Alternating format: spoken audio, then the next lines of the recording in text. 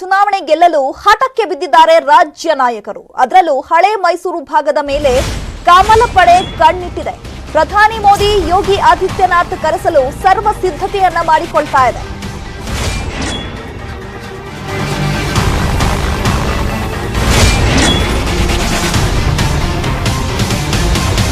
ಮೈಸೂರು ದಸರಾಗೆ ಪ್ರಧಾನಿ ಮೋದಿ ಅವರಿಗೆ ಸರ್ಕಾರ ಆಹ್ವಾನವನ್ನ ನೀಡಿದೆ.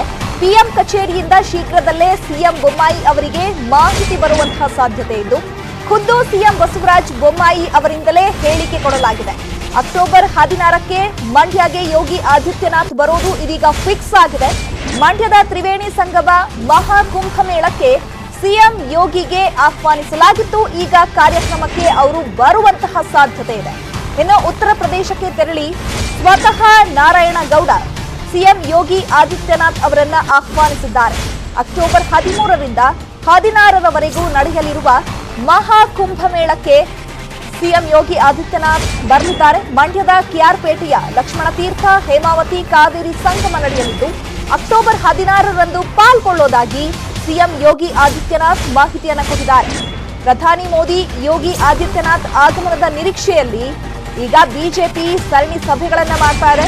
ಬೆಂಗಳೂರಲ್ಲೇ ಕೂತು ಮೈಸೂರು ಅಜೆಂಡಾ ಬಗ್ಗೆ ಬಿಜೆಪಿ ನಾಯಕರು ಸಭೆಯನ್ನ ನಡೆಸುತ್ತಿದ್ದಾರೆ. ಕಟೀಲ್, ಸಿಟಿ ರವಿ, ಎಸ್ಟಿ ಸೋಮಶೇಖರ್, ಗೋಪಾಲಯ್ಯ, ಮುನಿರತ್ನ ಈ ಸಭೆಯಲ್ಲಿ ಭಾಗಿಯಾಗಿದ್ರೆ ಯೋಗೇಶ್ವರ್ ಗೈರಾಗಿದ್ದಾರೆ. ಮೈಸೂರು ದಸರಾಗೆ ಪ್ರಧಾನಿ ಮೋದಿ ಅವರಿಗೆ ಸರ್ಕಾರದಿಂದ ಆಹ್ವಾನಿಸಲಾಗಿದ್ದು, ಪಿಎಂ ಕಚೇರಿಯಿಂದ ಶೀಘ್ರದಲ್ಲೇ ಮಾಹಿತಿ ಬರುವಂತಹ ಸಾಧ್ಯತೆ ಇದೆ ಅಂತ ಖುದ್ದು ಸಿಎಂ ಬಸವರಾಜ ಬೊಮ್ಮಾಯಿ ಅವರೇ ಹೇಳಿಕೆಯನ್ನು ಕೊಟ್ಟಿದ್ದಾರೆ. ಅಕ್ಟೋಬರ್ 16ಕ್ಕೆ ಮಂಡ್ಯಗೆ ಯೋಗಿ ಆದಿತ್ಯನಾಥ್ ಬರೋದು ಇದೀಗ ಖಚಿತವಾಗಿದ್ದು, ಮಂಡ್ಯದ ತ್ರಿವೇಣಿ ಸಂಗಮ ಮಹಾಕುಂಭ ಮೇಳಕ್ಕೆ ಸಿಎಂ ಯೋಗಿಗೆ ಆಹ್ವಾನಿಸಲಾಗಿತ್ತು. ಈಗ ಯೋಗಿ ಆದಿತ್ಯನಾಥ್ ಬರೋದು ಕನ್ಫರ್ಮ್ ಆಗಿದೆ. ಉತ್ತರ ಪ್ರದೇಶಕ್ಕೆ ತೆರಳಿ ಸಚಿವ ನಾರಾಯಣಗೌಡ ಸಿಎಂ ಯೋಗಿ ಆದಿತ್ಯನಾಥ್ ಅವರನ್ನ ಆಹ್ವಾನಿಸಿದ್ರು. ಈಗ ಅವರು ಬರೋದು ಫಿಕ್ಸ್ ಆಗಿದೆ.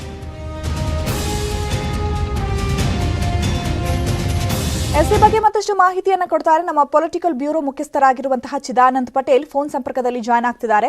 ಚಿದಾನಂದ್ ಪಟೇಲ್, ಇದೀಗ 2023ರ ಚುನಾವಣೆಯನ್ನ ಗೆದ್ದೇ ಗೆಲ್ಲಬೇಕು ಅನ್ನುವಂತಹ ನಿರೀಕ್ಷೆಯಲ್ಲಿ ರಾಜ್ಯ ಬಿಜೆಪಿ ನಾಯಕರು ಹಠಕ್ಕೆ ಬಿದ್ದಿದ್ದಾರೆ. ಒಂದ್ ಕಡೆ ಸರಣಿ ಸಭೆಗಳನ್ನ ಮಾಡ್ತಾ ಇದ್ರೆ, ಮತ್ತೊಂದ್ ಕಡೆ ಇದೀಗ ಪ್ರಧಾನಿ ಮೋದಿ ಅವರು ರಾಜ್ಯಕ್ಕೆ ಆಹ್ವಾನಿಸ್ತಾರಾ ಅನ್ನೋದು ಈಗ ಕುತೂಹಲವನ್ನ ಕೆರಳಿಸಿದೆ. ಈ ವಿಚಾರಕ್ಕೆ ಸಂಬಂಧಪಟ್ಟಂತೆ ಏನೆಲ್ಲ ಡೆವಲಪ್ಮೆಂಟ್ಸ್ ಆಗ್ತಾ ಇದೆ? ಚೈತ್ರ 2023ರ ಸಾರ್ವತ್ರಿಕ ವಿಧಾನಸಭೆ ಚುನಾವಣೆಗೆ ಬಿಜೆಪಿ ಅದು ಈ ಚುನಾವಣೆ ಕಬ್ಬಿಣದ ಕಡಲೆ ಅಂತ ಇರುವುದು. ಹಾಗಾಗಿ ರಾಷ್ಟ್ರೀಯ ನಾಯಕರ ಮತ್ತು ಜನಪ್ರಿಯ ನಾಯಕರ ಮೊರೆ ಹೋಗಲಿಕ್ಕೆ ತೀರ್ಮಾನವನ್ನು ಮಾಡಿರುವಂತದ್ದು. ಈ ಎಲ್ಲ ಕಾರಣಕ್ಕಾಗಿ ಪ್ರಮುಖವಾಗಿ ಹಳೆ ಮೈಸೂರು ಭಾಗ ಅದು ಜೆಡಿಎಸ್ ಮತ್ತು ಕಾಂಗ್ರೆಸ್ನ ಏನು ಭಾಗ ಆಗಿದ್ರಿಂದ ಎಲ್ಲೊಂದ್ ಕಡೆ ಬಿಜೆಪಿ ಅಲ್ಲಿ ಹೆಚ್ಚು ಸ್ಥಾನ ಗೆಲ್ಲಲಿಕ್ಕೆ ಎಲ್ಲೊಂದ್ ಕಡೆ ಎಲ್ಲ ರೀತಿಯ ಸಕಲ ಸಿದ್ಧತೆಯನ್ನು ಮಾಡ್ಕೊಂಡಿರುವಂತದ್ದು.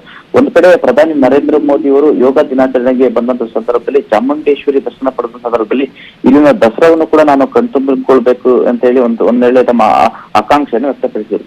ಇದರ ಬೆನ್ನಲ್ಲೇ ಇದೀಗ ರಾಜ್ಯದ ಮುಖ್ಯ ಕಾರ್ಯದರ್ಶಿ ಕಚೇರಿಗೆ ಪ್ರಧಾನಿ ನರೇಂದ್ರ ಮೋದಿ ಕಚೇರಿಯಿಂದ ದಸರಾದ ಅಷ್ಟು ಮಾಹಿತಿಯನ್ನ ಪಡೆದುಕೊಂಡಿರುವಂತದ್ದು. ಜೊತೆಗೆ ಸ್ವತಃ ಮುಖ್ಯಮಂತ್ರಿ ಬಸವರಾಜ ಬೊಮ್ಮಾಯಿ ಕೂಡ ಮೈಸೂರು ದಸರಾಗೆ ಪ್ರಧಾನಿ ನರೇಂದ್ರ ಮೋದಿ ಅವರಿಗೆ ಇನ್ವೈಟ್ ಕೂಡ ಮಾಡಿರುವಂತದ್ದು. ಪಿಎಂ ಕಚೇರಿಯಿಂದ ಶೀಘ್ರದಲ್ಲೇ ಮುಖ್ಯಮಂತ್ರಿ ಬಸವರಾಜ ಬೊಮ್ಮಾಯಿ ಅವರಿಗೆ ಪ್ರಧಾನಮಂತ್ರಿಗಳು ಒಂದು ವೇಳೆ ಬರೋದಾದ್ರೆ ಯಾವಾಗ ಬರ್ತಾರೆ ಅನ್ನೋ ಮಾಹಿತಿಯನ್ನು ಕೂಡ ಕೊಡ್ಲಿದ್ದಾರೆ. ಇದು ಒಂದು ಭಾಗ. ಮತ್ತೊಂದು ಕಡೆ ಅಕ್ಟೋಬರ್ 16ಕ್ಕೆ ಮಂಡ್ಯಕ್ಕೆ ಉತ್ತರ ಪ್ರದೇಶದ ಮುಖ್ಯಮಂತ್ರಿ ಯೋಗಿ ಆದಿತ್ಯನಾಥ್ ಬರೋದು ಫಿಕ್ಸ್ ಆಗಿರುವಂತದ್ದು. ಇವತ್ತು ಉತ್ತರ ಪ್ರದೇಶದ ಮುಖ್ಯಮಂತ್ರಿ ಯೋಗಿ ಆದಿತ್ಯನಾಥ್ ರವರನ್ನ ಸಚಿವರಾಗಿರ್ತಕ್ಕಂಥ ನಾರಾಯಣಗೌಡರವರು ಉತ್ತರ ಪ್ರದೇಶ ಲಕ್ನೋದಲ್ಲಿ ಭೇಟಿಯಾಗಿ ತ್ರಿವೇಣಿ ಸಂಗಮ ಮಹಾಕುಂಭ ಮೇಳಕ್ಕೆ ಅವರನ್ನ ಇನ್ವೈಟ್ ಅನ್ನು ಮಾಡಿರುವಂತದ್ದು. ಇದಕ್ಕೆ ಉತ್ತರ ಪ್ರದೇಶದ ಮುಖ್ಯಮಂತ್ರಿ ಯೋಗಿ ಆದಿತ್ಯನಾಥ್ ಅವರು ತ್ರಿವೇಣಿ ಸಂಗಮಕ್ಕೆ ಅಂದ್ರೆ ಅಕ್ಟೋಬರ್ 13ರಿಂದ 16ರವರೆಗೆ ನಡೆದಿರುವಂತಹ ಮಹಾಕುಂಭ ಮೇಳಕ್ಕೆ ಮಂಡ್ಯದ ಕೆಆರ್ಪೇಟೆಯ ಲಕ್ಷ್ಮಣ ತೀರ್ಥ ಮತ್ತು ಹೇಮಾವತಿ ಕಾವೇರಿ ಸಂಗಮಕ್ಕೆ ಅಕ್ಟೋಬರ್ 16ರಂದು ಪಾಲ್ಗೊಳ್ಳುವುದಾಗಿ ಈಗಾಗಲೇ ಅವರು ಭರವಸೆಯನ್ನು ಕೊಟ್ಟಿರುವಂತದ್ದು. ಒಟ್ಟಾರೆ ಒಂದು ಕಡೆ ಪ್ರಧಾನಿ ನರೇಂದ್ರ ಮೋದಿ, ಮತ್ತೊಂದು ಕಡೆ ಯೋಗಿ ಆದಿತ್ಯನಾಥ್ ಆಗಮನದ ನಿರೀಕ್ಷೆಯಲ್ಲಿರ್ತಕ್ಕಂಥ ರಾಜ್ಯ ಬಿಜೆಪಿ ನಾಯಕರು ಬೆಂಗಳೂರಲ್ಲಿ ಕುಳಿತುಕೊಂಡು ಮೈಸೂರು ಅಜೆಂಡಾ ಅಂದ್ರೆ ಹಳೆ ಮೈಸೂರು ಭಾಗದ ಅಜೆಂಡಾವನ್ನ ಸಿದ್ಧಪಡಿಸುತ್ತಿರುವಂತದ್ದು. ಬಿಜೆಪಿಯ ರಾಷ್ಟ್ರೀಯ ಪ್ರಧಾನ ಕಾರ್ಯದರ್ಶಿ ಸಿಟಿ ರವಿ ಸೇರಿದಂತೆ ಹಳೆ ಮೈಸೂರು ಭಾಗದ ಸಚಿವರನ್ನ ಸಭೆಗೆ ಕರೆದು ಬಿಜೆಪಿ ರಾಜ್ಯಾಧ್ಯಕ್ಷ ನಳಿನ್ ಕುಮಾರ್ ಕಟೀಲ್ ಅವರ ಮುಖಾಂತರ ರೂಪುರೇಷೆಯನ್ನ ಮಾಡ್ತಿರುವಂತದ್ದು. ಚೈತ್ರ, ಚಿದಾನಂದ್ ಪಟೇಲ್ ಮತ್ತೆ ನಿಮ್ಮನ್ನ ಸಂಪರ್ಕ ಮಾಡ್ತೀನಿ, ಹಾಗೆ ಹೋಲ್ಡ್ ಅಲ್ಲಿರಿ.